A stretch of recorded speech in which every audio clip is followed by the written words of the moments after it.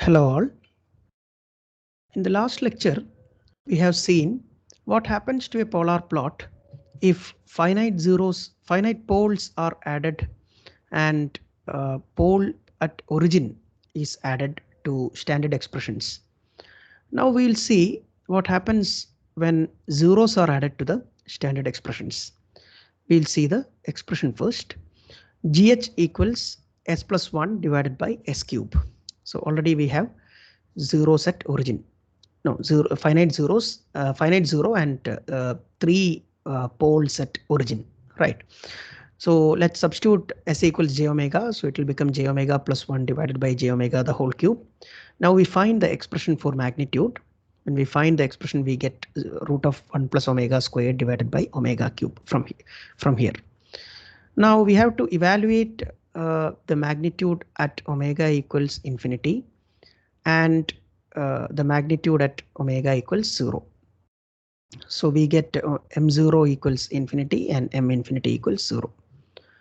Now we check the condition whether m0 is greater than m infinity. So as this condition is satisfied, we say that the polar plot is valid. Now we move on to the detailed procedure. So in the next step, we find the expression for angle of g of s into h of s.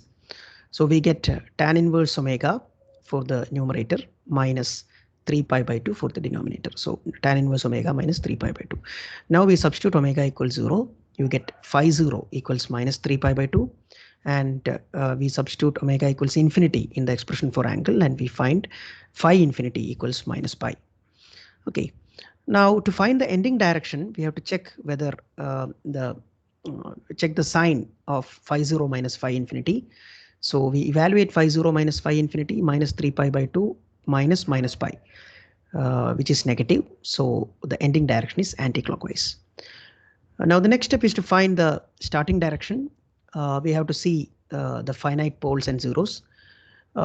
We know that there are no finite poles in the system. There are 3 poles which are, all 3 are in the origin, at the origin. So we have to see zeros then, finite zeros. So finite 0 is s equals minus 1, only 1 0, and so that is considered to be near to the imaginary axis, and hence the starting direction is anti-clockwise. Now we'll start drawing the plot. So m0 we have infinity, right? So it should start from infinity. It should come from infinity, right? It should come from infinity. And what is the starting direction? Starting direction is anti-clockwise. So it will be like this, right? It will be like this. Then from which axis the starting of the plot should be asymptotic to which axis, that we have to find. That depends on phi 0, right? Phi 0 is minus 270 degree. So asymptotic to minus 270 degree and coming from infinity, and the direction is anti-clockwise. That is what you are seeing here. Now the ending direction is also anti-clockwise. You see here, ending direction is also anti-clockwise, right? Now where is the termination point? The termination point is at m infinity, right? M infinity is 0, that is origin. So the termination point is here. Now what about phi infinity? The ending direction of the plot should be asymptotic to the phi infinity, the axis which gives phi infinity. Phi infinity is minus pi. So this is the axis which corresponds to minus 180 degrees. So the ending of the plot should be asymptotic to this particular axis. That is how we draw the polar plot for this particular expression, which is s plus 1 divided by s cube.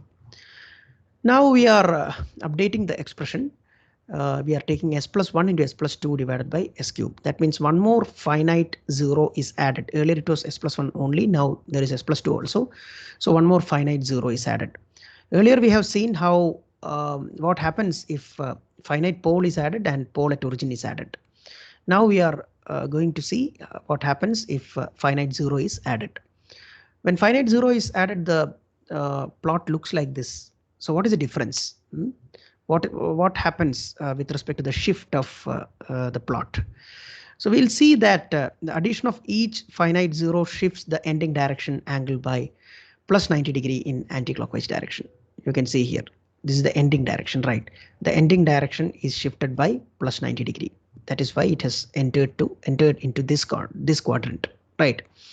Now one more zero is added, finite zero is added, then it entered into the next quadrant, right? Plus 90 degree in the anti-clockwise direction. Ending direction has shifted to by plus 90 degree in the anti-clockwise direction. So if you have this particular expression and the corresponding plot, then while adding finite zeros, you can use this particular guideline, or you can completely redraw the plot using m0, m infinity, phi 0, phi infinity, starting direction and ending direction. Now we'll see another expression, g of s into h of s equals s plus 1 divided by s squared into s plus 2 into s plus 3. So we are going to find m0 and m infinity initially. For that, we are finding the expression for magnitude. So in the numerator, the magnitude is root of omega squared plus 1 when s equals j omega is substituted. Then in the denominator for s squared, it becomes omega squared. Then for s plus 2, it becomes root of omega squared plus 4. And for s plus 3, it becomes root of omega squared plus 9. Now we evaluate m0 at omega equals 0. You are evaluating the magnitude. You get it as infinity. Then m infinity equals 0. Right. Now we can check the condition also. What's the condition for valid polar plot? M0 greater than m infinity, right? M0 is infinity, m infinity is 0, m0 is greater than m infinity, and hence we have a valid polar plot. Now we are going to find the expression for angle of g of s into h of s. So phi equals tan inverse omega. For the numerator, it is tan inverse omega minus pi minus tan inverse omega by 2 for this one, and tan inverse omega by 3 for this one, right? Minus pi for this one. Okay, now you evaluate this expression for omega equals 0, which will give you phi 0 equals minus pi, and at omega equals infinity, you get phi infinity equals minus 270.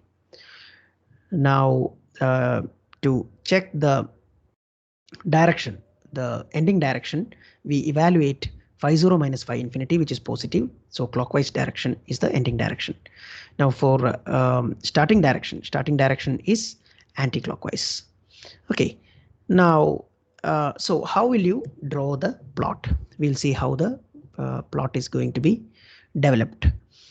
So as per the rules, we are going to start the plot with phi 0, m0, and starting direction, right? What is phi 0? Minus pi. So this is the axis, right?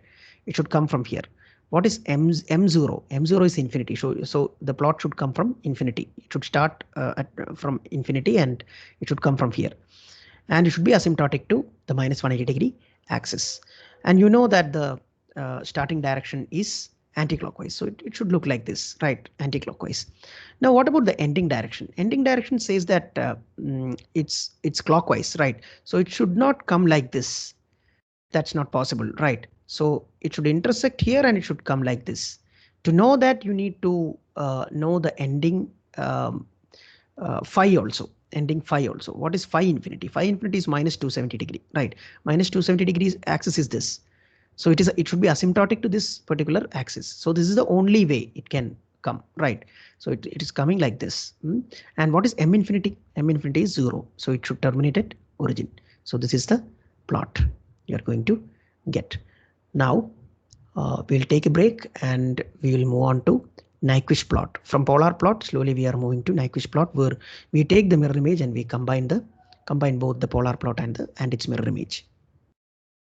Thank you.